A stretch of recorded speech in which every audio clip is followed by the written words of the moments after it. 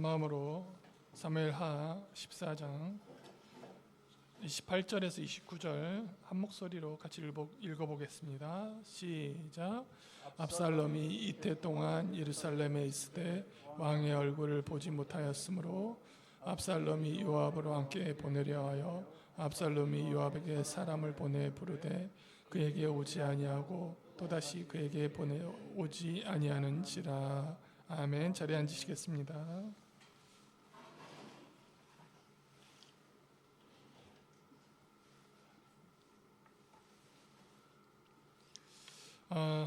계속해서 다윗 가정의 비극적인 얘기를 보고 있습니다. 지난 시간에 큰아들이 돌아왔어요. 큰아들이 돌아온 어느 날 다윗 왕의 오른팔이죠, 요압 장군의 밭에, 보리밭에 큰 불길이 치솟았어요. 범인은 다름 아닌 압살롬이었습니다. 왜 그는 이런 극적인 선택을 했을까요? 그것은 나를 좀 봐달라는 처절한 비명이자 아버지를 향한 분노의 불길이었습니다. 그렇게 억지로 만들어진 5년 만의 상봉의 현장, 오늘 성경은 이 만남을 아버지와 아들의 재회가 아닌 왕과 신하의 차가운 만남으로 묘사를 합니다. 겉으로는 입을 맞추었지만 속으로는 이미 돌이킬 수 없는 파국이 시작된 이 현장을 오늘 같이 보도록 하겠습니다. 먼저 압살롬의 외모에 대해서 성경이 말씀하는데요. 14장 25절에서 27절까지 말씀입니다. 제가 읽어드리겠습니다. 25절. 온 이스라엘 가운데 압살롬같이 아름다움으로 크게 칭찬받은 자가 없었으니 그는 발바닥부터 정수리까지 흠이 없음이라. 26절.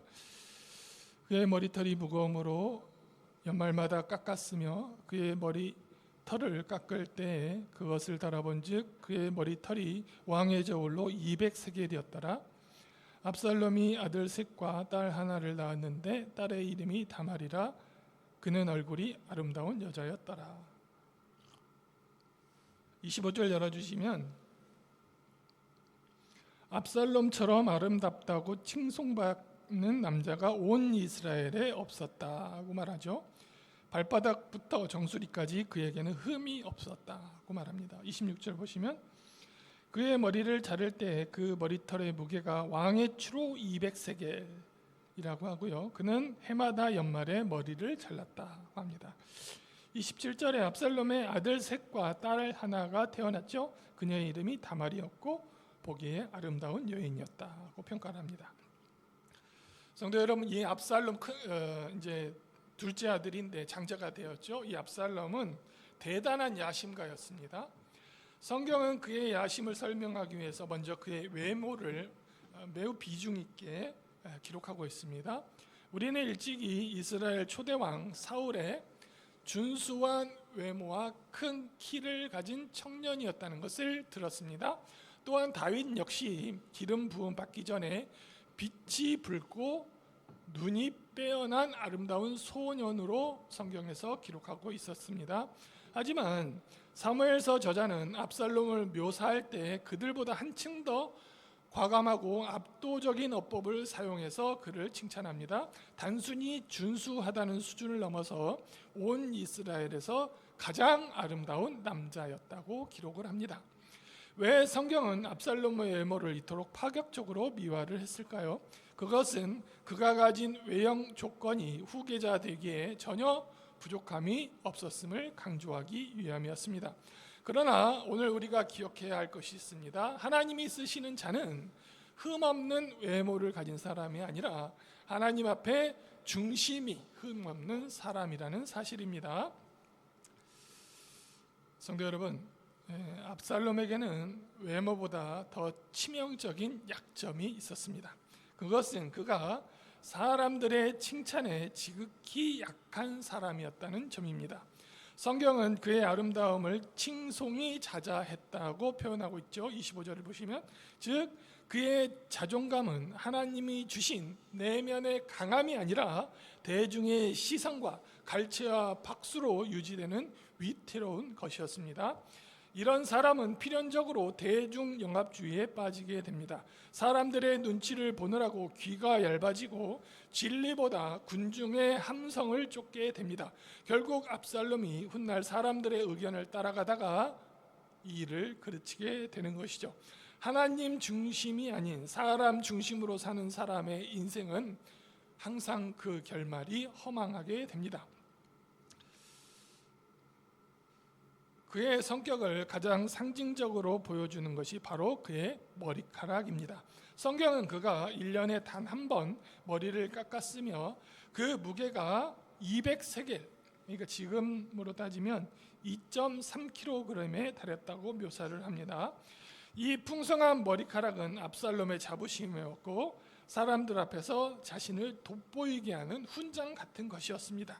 사울왕은 큰 키가 그의 교만을 상징했듯이 압살롬의 긴 머리가 자기를 과시하고 있었습니다. 그러나 여러분, 인생의 아이러니가 무엇입니까? 그가 그토록 자랑하던 그 머리카락이 훗날 상수리 나무에 걸려 그를 죽음으로 몰아넣는 올무가 되었다는 사실입니다. 우리가 하나님보다 더 사랑하고 자랑하는 나만의 무기가 도리어 우리를 무너뜨리는 흉기가 될 수 있음을 깨달으시기 바랍니다.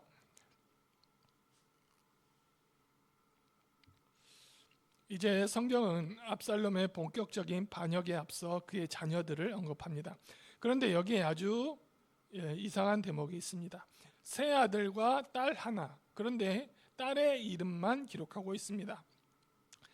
훗날 압살롬이 이렇게 말을 하죠. 나를 기억해 줄 아들이 없다고 탄식하는 것을 볼 때 아들들이 일찍 세상을 떠난 것으로 보입니다. 학자들은 이 비극적인 죽음을 압살롬의 권력욕과 관련이 있을 것으로 추측했습니다. 형제를 죽이고 아버지마저 죽이려 했던 압살롬이 아들조차 권력 유지를 위해서 제거한 것 아닌가 추측을 합니다. 다윗 왕이 압살롬을 끝내 후계자로 세우지 않았던 이유는 명확합니다. 아들의 비정한 성품 그리고 권력을 위해서는 천륜도 저버릴 수 있는 그의 어두운 야심을 간파했기 때문입니다. 사랑하는 성도 여러분, 오늘 우리는 압살롬을 보면서 스스로에게 자문해야 합니다. 나는 사람들의 칭찬에 목마른 자입니까? 아니면 하나님의 인정에 목마른 자입니까? 나의 자랑거리가 도리어 나를 찌르는 가시가 되고 있지 않습니까? 오늘 이 아침 주님의 십자가 옆에서 우리의 상처와 교만을 다 내려놓고 하나님 앞에 인정받는 여러분 되시기를 주님의 이름으로 축원드립니다. 이어서 14장 28절에서 32절까지인데요. 요압의 밭에 불을 지르는 모습입니다. 28절 압살롬이 이때 동안에 예루살렘에 있으되 왕의 얼굴을 보지 못하였으므로 압살롬이 요압을 왕께 보내려 하여 압살롬이 요압에게 사람을 보내 부르되 그에게 오지 아니하고 또다시 그에게 보내되 오지 아니하는지라.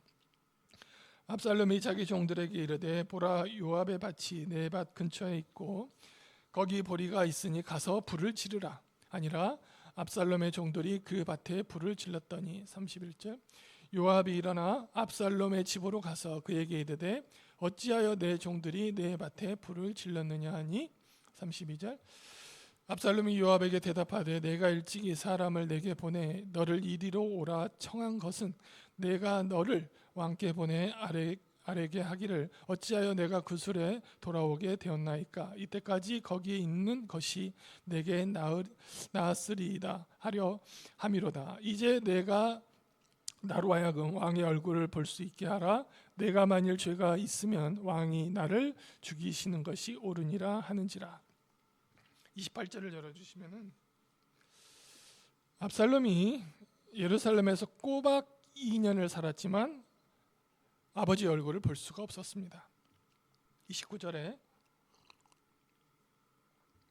압살롬이 요압을 왕께 보내기 위해서 전령을 보냈습니다. 그러나 그는 그에게 오려하지 않았습니다. 또 압살롬이 다시 전령을 보냈지만 오지 않았습니다. 30절 압살롬이 종들에게 말했습니다. 보라, 요압의 밭이 내 집 근처에 있다. 그곳에 보리밭이 있는데 가서 불을 질러라. 압살롬의 종들은 요압의 밭에 불을 질렀습니다. 31절. 요압이 압살롬 집으로 와서 그에게 말합니다. 왜 당신의 종들이 내 밭에 불을 놓았는가? 32절. 압살롬이 요압에게 말합니다. 보라, 내가 너에게 전령을 보내어 이리 오라. 내가 너를 왕에게 보내어 왜 내가 그 술에서 돌아왔는가? 나에게는 그곳에 남아있는 것이 훨씬 더 좋았을 것이다고 전하려 했지만 너는 오지 않았다. 이제 나는 왕의 얼굴을 보아야겠다. 만약 내게 죄가 있다면 그가 나를 죽여도 좋다. 이렇게 말을 합니다. 성도 여러분, 오늘 본문은 압살롬이 예루살렘으로 돌아온 후 보낸 꼬박 2년의 세월을 비추고 있습니다. 히브리어로 2년의 날들이라고 표현된 이 시간은 과거 그가 암논 형을 죽이기 위해서 복수의 칼을 갈며 기다렸던 바로 그 세월과 같은 날입니다. 압살롬은 예루살렘의 한복판에서 살면서도 왕궁에 발을 들일 수가 없었습니다. 타국에 있을 때는 언젠가 고향에 가면 아버지가 나를 받아주시겠지라는 신락 같은 희망이라도 있었지만 지척에 아버지를 두고도 외면당하는 예루살렘에서의 2년은 그 희망이 도끼로 변하기에 충분한 시간이었습니다. 언제든 부를 수 있는데 부르지 않는 아버지, 그것은 압살롬에게 너는 내 후계자가 아니다라는 침묵 선언과 같았기 때문입니다. 답답함을 견디지 못한 압살롬은 실권자였던 요압을 부르지만 요압은 2번이나 그를 외면했습니다. 다윗의 완강한 마음을 알고 있었던 요압으로서는 이 난처한 중재에 끼어들고 싶지 않았던 것입니다. 이때 압살롬이 선택한 방법이 무엇입니까? 요압 장군 밭에 불을 지르는 것이었습니다. 이것은 정상적인 소통이 아닙니다. 상대의 소중한 것을 태워서라도 내 목소리를 듣고 말겠다는 극단적인 절박과 집착이었습니다. 제가 이것을 읽으면서 삼손이 떠올랐어요. 삼손이 사사였는데 블레셋 집안 여인과 결혼을 합니다. 결혼 전치 중에 삼손에게 수수께끼 문제를 내게 되고 그 문제로 삼손이 고향으로 떠나버려요. 삼손이 고향에 갔다가 이제 화가 다 풀리고 선물을 들고 돌아옵니다. 그런데 장인어른이 이미 자기 아내를 다른 사람에게 시집을 보내버렸어요. 심지어 자기 아내를 데려간 상대가 결혼식에서 자기 들러리를 섰던 친구였어요. 그 사실에 삼손이 폭발합니다. 이것은 블레셋 전체가 자기를 무시한 처사로 여기고 삼손은 복수를 선포합니다. 결국 여우 300마리를 잡아서 2마리씩 꼬리를 묶어요. 그리고 그 꼬리에 불을 붙이게 되는데요. 제가 상상을 해봤어요. 여우 1마리 꼬리에 불을 붙이면 애가 물로 뛰어가든 자기가 입으로 끄든 어떻게 할 것 같은데 2마리를 묶어서 꼬리에 불을 붙여버리니까 얘들이 서로 뛰어가려고 할 거 아니에요. 그러면서 온 밭에 불을 지르는 거예요. 300마리가 돌아다니면서 불을 질렀어요. 어떻게 됐냐면 블레셋 사람들이 이미 거둔 곡식단을 다 태우고요. 아직 배제하는 곡식들도 다 태우고요. 그리고 포도원과 포도밭과 갈람나무죠. 올리브밭까지 전부 다 타버렸어요. 그러니까 블레셋 사람들이 화가 날 거 아닙니까? 다 모였어요. 그래가지고 삼손 장인 집으로 모입니다. 그래서 그 자초지정을 이야기를 다 듣습니다. 그들이 삼손의 장인과 그의 아내를 묶어두고 그 집과 함께 불태워서 다 죽여버렸어요.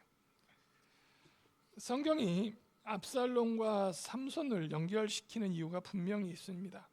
불을 지르는 식의 폭력적인 방식은 결국 자신이 원하는 것을 원하는 결과를 가져다 주지 못합니다.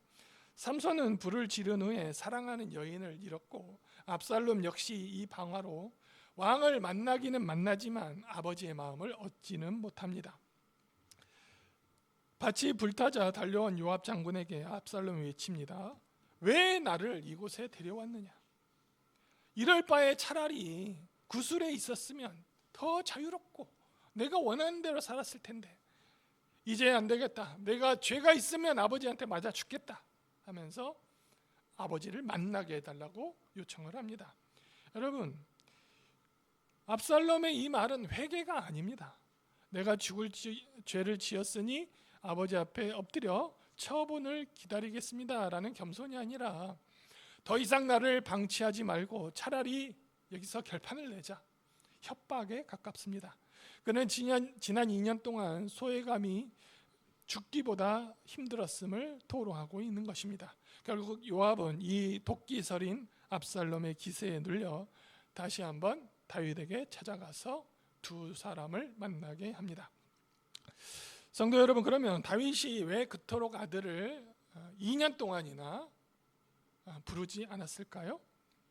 단순히 미워서였을까요? 제가 봤을 때는 다윗은 영적인 통찰력으로 압살롬의 내면을 보았습니다. 그가 왕이 되기에 얼마나 위험한 인물인지, 그가 가진 권력욕과 비정함이 장차 이스라엘에 어떤 피바람을 몰고 올지를 다윗이 간파를 한 것입니다. 하지만 요압 장군의 압박에 못 이겨 다윗은 마지못해 압살롬을 부릅니다. 불타는 보리밭으로 시작된 이 만남은 과연 진정한 회복이 될 수 있었을까요? 오늘 말씀을 통해서 우리는 기억해야 합니다. 하나님이 기뻐하시는 방법이 아닌 인간적인 혈기와 극단적인 방법으로 쟁취한 결과는 결코 축복이 될 수가 없습니다. 자기가 원해서 만났지만 그 만남이 압살롬에게는 축복이 될 수가 없습니다. 압살롬은 요압의 보르밧을 태워서 아버지를 만났지만 아버지를 만나도 아버지의 마음은 얻지를 못합니다. 사랑하는 성도 여러분, 혹시 막힌 담을 헐기 위해서 혹시 우리도 압살롬처럼 누군가의 마음을 태우고 있지는 않습니까? 내 뜻을 이루기 위해서 수단 방법을 가리지 않고 하나님의 섭리를 거슬러서 일하고 있지는 않습니까? 오늘 이 시간 남의 마음을 태우기보다는 먼저 주님 앞에 겸손히 엎드려 해결책을 강구하시는 여러분 되시기를 축원드립니다. 이어서 33절 마지막인데요. 같이 한번 읽어보겠습니다. 요압이 시작.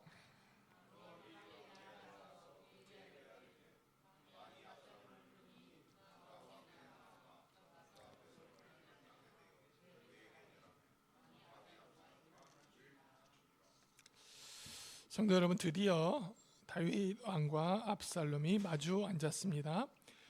구술에서 망명생활 3년, 그리고 예루살렘에서 가택연금을 2년, 무려 5년 동안 만나지 못했는데 그 침묵을 깨고 드디어 만났습니다. 여러분, 얼마나 감격스러워야 할 장면입니까? 탕자가 돌아왔을 때 아버지가 목을 어금맞추고 입맞추던 그 아버지의 눈물이 있어야 할 자리였습니다. 하지만 성경은 이 장면을 아주 차갑게 묘사합니다. 특히 주목할 사실이 있습니다. 사무엘서 저자는 이 장면에서 다윗을 아버지라고 부르지 않습니다. 오직 왕이라고만 지칭합니다. 무엇을 의미합니까? 오늘 이 만남은 부자지간의 뜨거운 재회가 아니라 왕과 죄를 범한 시인아의 만남이었다는 것입니다. 다윗 왕은 압살롬에게 입을 맞춥니다. 그러나 이 입맞춤에는 용서의 눈물도 사랑의 온기도 없었습니다. 그것은 그냥 형식적인 화해였을 뿐입니다. 여러분, 이 형식적인 입맞춤의 온도를 가장 잘 느끼는 사람이 누구였을까요? 바로 압살롬이었습니다. 진심 어린 입맞춤이 무엇인지, 사람을 얻는 입맞춤이 무엇인지 압살롬은 잘 알고 있었습니다. 그런 그가 아버지 다윗의 차가운 입술을 닿는 순간 무엇을 깨달았겠습니까? 아버지는 끝내 나를 인정하지 않는구나. 내게 왕위를 물려줄 마음이 전혀 없구나. 그의 마음속에 남아있던 마지막 미련과 소망이 산산이 무너졌습니다. 이제 압살롬의 마음에 슬픈 대신 반역이라는 독한 결심만 남게 되었습니다. 말씀을 정리할게요. 사랑하는 성도 여러분, 오늘 우리는 참으로 가슴 아픈 장면을 목격했습니다. 얼굴은 마주보고 있지만 입술은 맞닿았지만 마음은 여전히 천리말리 떨어져 있는 부자간의 모습이었습니다. 성도 여러분, 몸이 곁에 있다고 해서 마음이 가까워지는 것은 아닙니다.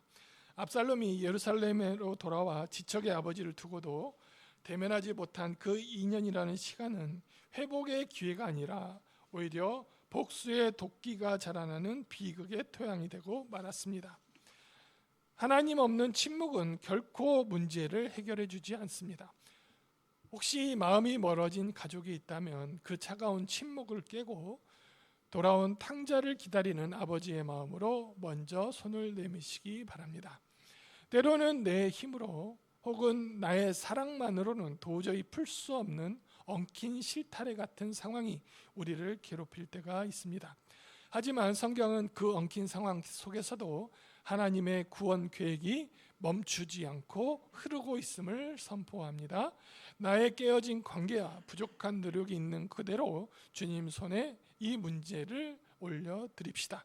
간절한 기도로 나아갈 때 엉킨 관계가 주님의 은혜 안에서 아름답게 풀어지기를 주님의 이름으로 축원드립니다. 제가 기도하겠습니다. 하나님 감사합니다. 야곱이 먼 길을 달려가서 형을 만났을 때 형은 도끼를 품고 그를 기다리다가 야곱의 그 기도로 말미암아 한순간 마음이 풀어지는 것을 보았습니다. 탕자가 무거운 발걸음으로 아버지께 돌아왔을 때 아버지는 먼 곳에서 벌써 아들임을 알아보시고 버선벌로 달려가서 아들의 목을 껴안고 눈물로 입을 맞추었습니다. 하나님 아버지, 충만한 교회 성도들 얽힌 관계가 있다면 하나님 앞에 먼저 내어놓고 간구하게 하여 주옵소서.